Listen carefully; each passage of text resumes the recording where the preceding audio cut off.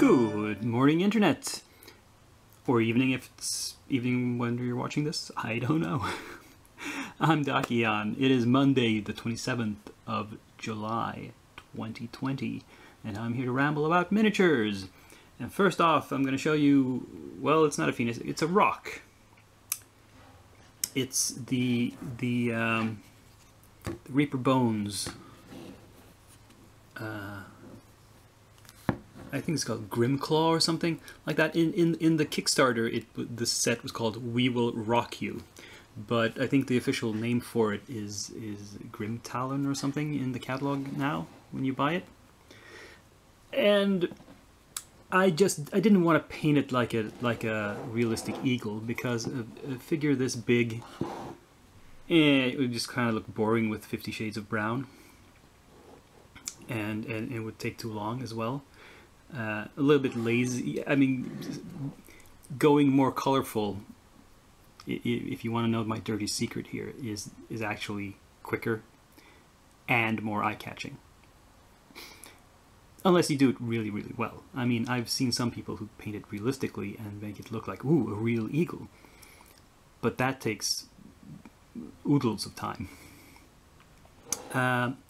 Now, I'm perhaps jumping the gun a little bit and showing this to you because this is my entry for the painting contest on the Reaper Facebook page. It's been going on for over a week now. They haven't officially posted the results yet because they're a bit lazy with that, and they were lazy last time as well. It's only supposed to run for a week, and that means it should have been over 3 days ago. But they still have not closed it down. But so I'm saying, screw it. I'm going to show you my model. I don't think the results are going to change much because voting basically stopped after the first 3 or 4 days. So I haven't seen any new votes come in since last Tuesday. The contest was posted on like Friday before last. And the needle hasn't moved for like almost a week now. So I don't think the vote total is going to change. And I did not win, I did not place, but almost. I mean, this competition is going to give out prizes for the first 4, the top 4 vote getters. And my little baby here is in 6th place. But that's really good because there's 63 entries, and that means I'm in the top 10%, and that is like a huge jump since last time. The last competition, you'll recall, I did not even break into the top half. So getting into the top 10% now is like, woo. That's like a seismic shift. And I'm really, really pleased about that. And I'm like most of the ones that beat me, I agree, they look better. At least like 3 or 4 of them. You know, there's 1 or 2 that you could argue about. Depends. It's a matter of taste, which one is better. But there's like at least 3 that clearly have me beat by any objective standards. So very happy about that, and it sort of encourages me to jump into the next competition that they're gonna host, and maybe put even more work into that and see how far I can get. But yeah, I like this guy, and there's going to be lots of pictures afterwards. So let's move on. Continuing with Reaper miniatures, we have some more Reaper Bones here. These are 4 characters from the Dreadmere expansion for the Bones 4 Kickstarter. And I painted these 4 with a limited color palette. That is, I picked out 3, 4, 5 colors, and I try to use them on same colors on all figures, but on different parts of their clothing. So they look sort of unified, but not uniform, if you know what I mean. And yeah, simple enough. Then we have the Headsman, where I played around some blood effects. And we have Logar the Executioner here. We had time to get a tan between his executions.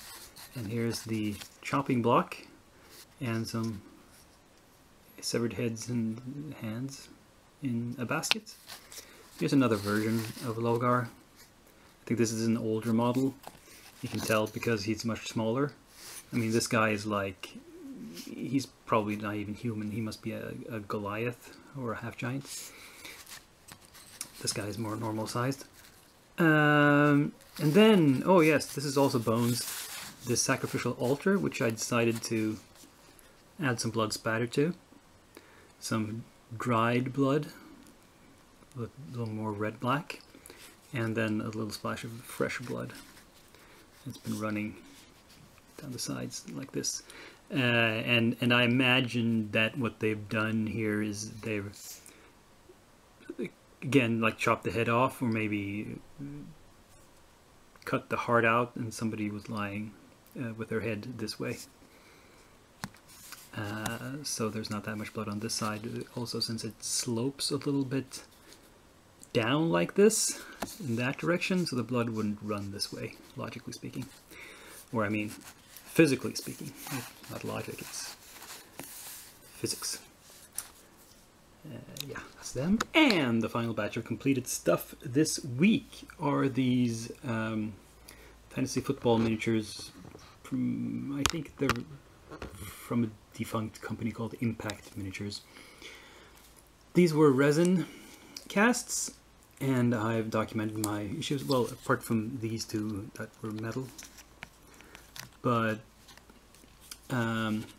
you know, I've had my issues with them, but they're finally done.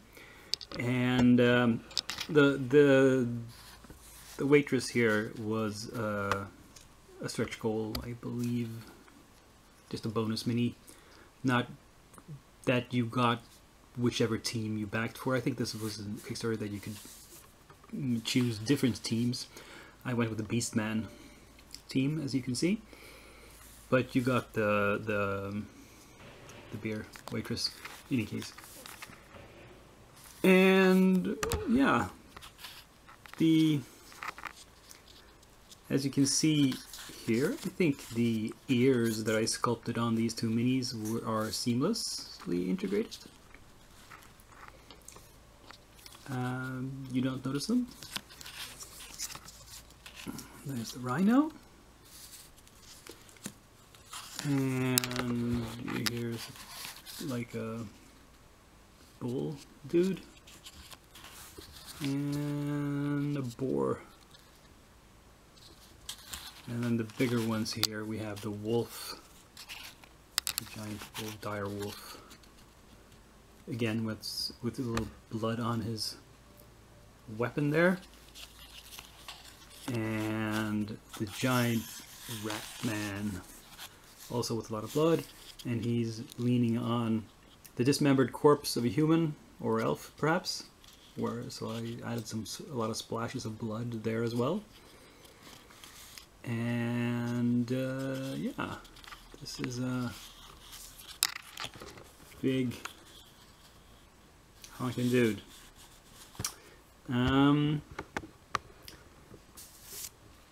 Well, not much to say about them really. They are done and dusted, and I don't know what I'll ever use them for, but let's move on to works in progress. This is a collection of stuff unfinished from the past week and stuff newly prepped, and all the stuff in this shot is Reaper bones mostly. There's one metal miniature, the Manticore, who I've base coated a little bit, but hasn't gotten farther than that, but he's a cool dude.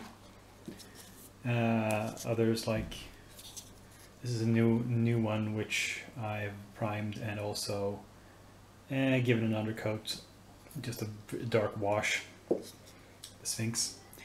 And some of these others are further along, like the hair and the skin is painted on some of these, but you know, it's all progressing nicely. And here we have those Stonehaven miniatures in early stage of prep. Well, early, I say just about ready for priming. And they're mostly half-orcs. We have the sleeping half-orc. Sort of really short half-orc. Rogue, probably, with a mace and a bag. Got an archer. Got a child with a book. Got a baby sitting on the ground. Then we have some Kenku. We have these bird people. This is an adult. This is like a baby Kenku.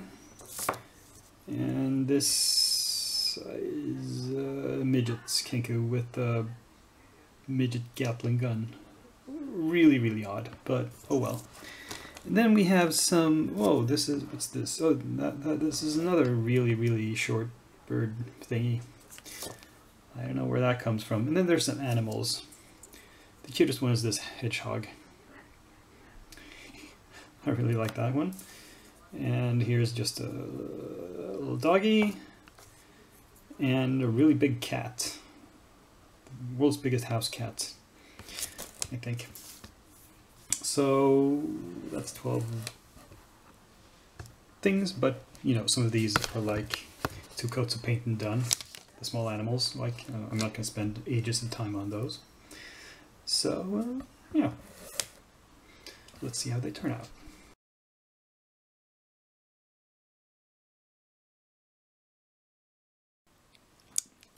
Mail call this week was for a Kickstarter from a company called Splendid Scenery, which is for resin bases mostly. So these are a little thinner than I like, but they are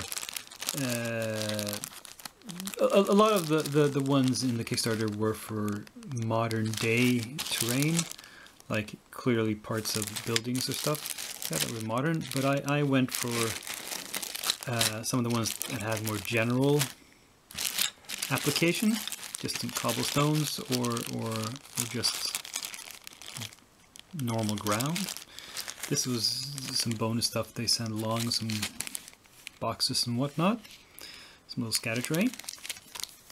So these aren't miniatures, these are just supplies for use with miniatures. So, new projects. I'm starting to think, I've only got a couple of weeks left actually of summer before I have to start going back to work again.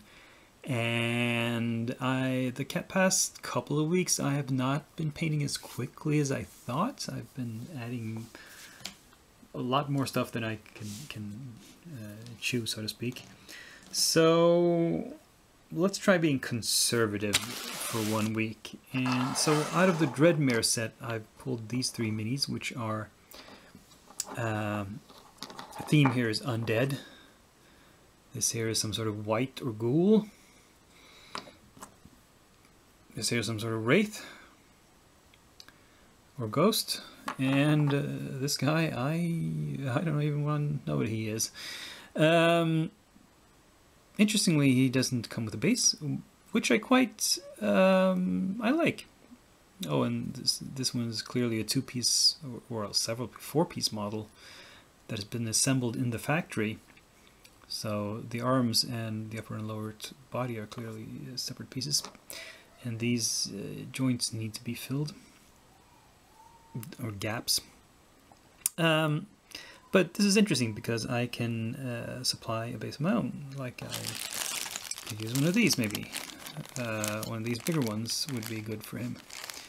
If there is one that's suitable.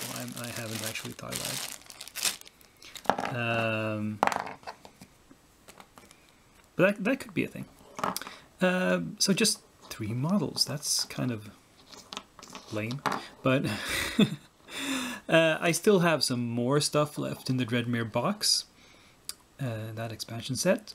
So if I should get a burst of energy and paint tons of stuff and find myself short of things to paint, I will simply add more of these bones figures into the mix. that you haven't seen yet, but oh well.